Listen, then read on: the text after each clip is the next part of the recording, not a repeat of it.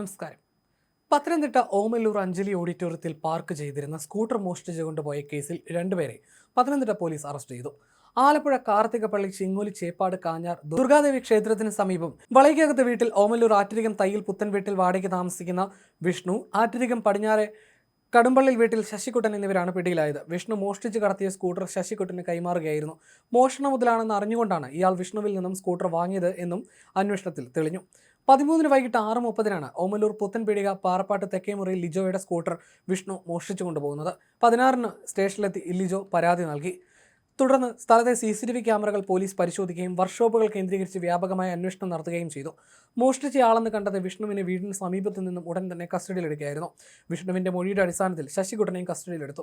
ഇരുവരെയും വിശദമായി ചോദ്യം ചെയ്തത് പ്രകാരം സ്കൂട്ടർ പിന്നീട് കണ്ടെത്തി. പ്രതികളുടെ കുറ്റസമ്മത മൊഴി രേഖപ്പെടുത്തി അറസ്റ്റ് ചെയ്തു. കോടതിയിൽ ഹാജരാക്കിയ പ്രതികളെ റിമാൻഡ് ചെയ്തു. പോലീസ് ഇൻസ്പെക്ടർ കെ സുനുമോന്റെ മേൽനോട്ടത്തിൽ SI PP ദീപകിന്റെ നേതൃത്വത്തിലാണ് അന്വേഷണം നടത്തി പ്രതികളെ പിടികൂടിയത്. പോലീസ് സംഘത്തിൽ SI രാജേഷ്, SCPമാരായ പ്രശാന്ത്, വിജേഷ്, ബൈജു, രാജേഷ് എന്നിവരാണ് സംഘത്തിലുണ്ടായിരുന്നത്.